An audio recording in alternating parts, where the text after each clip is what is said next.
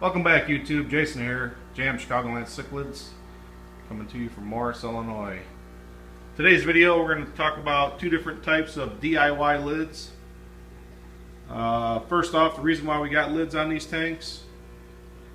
We lost a nice breeding male, jumped out of the tank. We found him the next day dead, and we didn't have a backup for him, so we had a nice 3-inch fish, breeding size, and we had to go find another one, and all we could find was like 1.5 inches, so we're still growing them out, kind of slowing up our breeding on that group.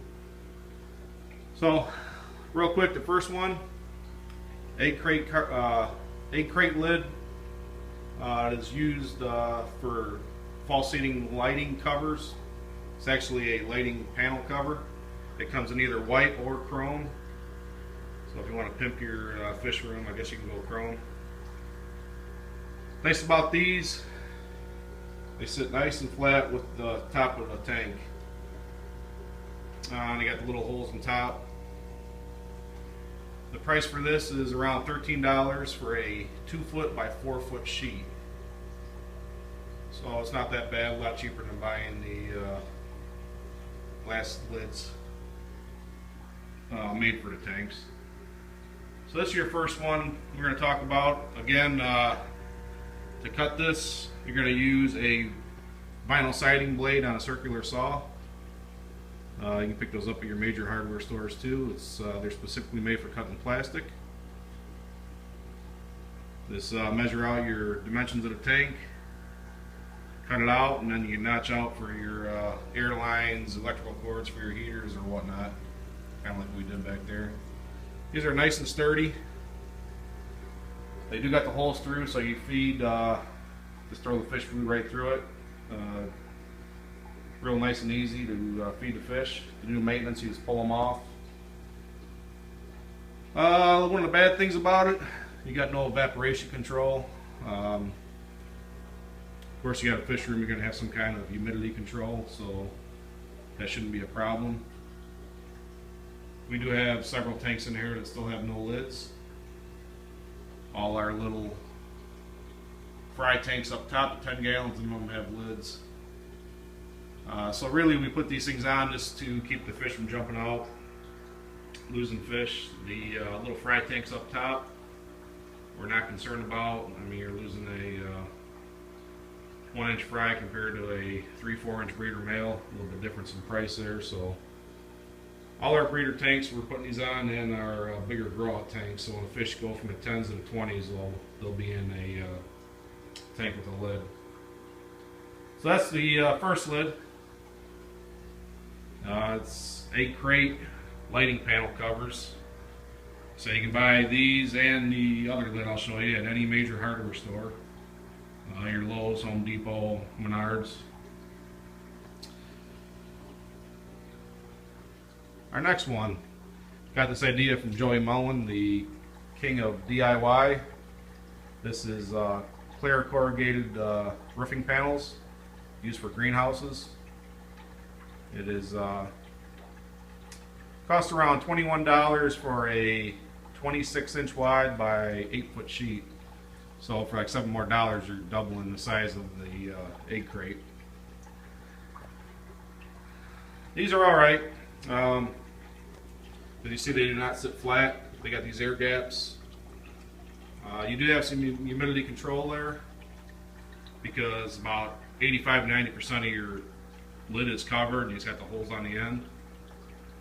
So you do got humidity control. If you got a heater in the tank, it'll also help keep the heat inside the tank. It's really no big deal for us. We still got a few heaters in our tanks in here, never took them out, but we keep the room warm, so all the tanks are heated by the room temperature. So these, very simple to cut, pretty lightweight. Just use a pair of scissors. So when you're going around something like this breeder box here, it's real easy to notch out. To feed the fish, I learned just to stick the spoon through there and kind of swoop it in instead of lifting it up.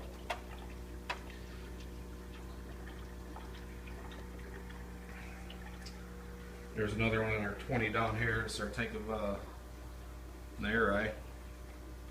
You see it don't flit, you get that, it sits up, but the big thing is it's clear, lets the light through, just like the egg crates. They got all the holes in them, lets the light through. So they both do the same purpose. They're going to keep your fish from jumping out. These clear panels here are going to help your humidity control. We got it on this 45 long here. It says real nice for your 24-inch wide tanks or 48s. You get one piece, cover up each side. Down here on the bottom we got a 40 long, so we just overlap the pieces, no problem there. And I even just got done cutting a piece for this hex front tank. So you cut it in any shape, you know, size. Pretty much if you can measure it, you can be able to cut it out with a pair of scissors. Next one is the bow front. That might be a little bit more difficult cutting that, but we'll figure it out and get it done. I got to make one for this 30 long here. One thing about the clear lighting panels here on the 75, I made one for. If you got a big hang on the back filter, you got to notch out a big opening like that. You're losing all your support, and this shit's pretty flimsy, as you can see. So you have to come up with some kind of other idea. I'm thinking about getting a little aluminum rod to go across, or a flat stock piece of aluminum, maybe 1/2 inch wide, to support that there. I haven't got that yet, but I will get that propped up. There's the other piece on the 75. So both of them work. They're both pretty inexpensive. Your egg crates and your clear roofing panels. I'd recommend both. For a fish room, if you're not worried about humidity, I do like these a little bit better. You just feed right through them. You know, a little bit easier to feed. But they do get dirty.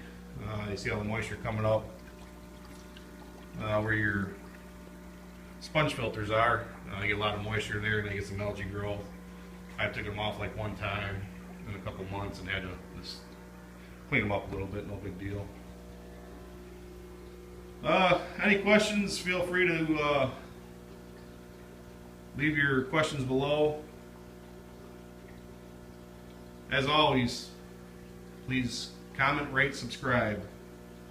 Thanks again, JM Chicagoland Cichlids.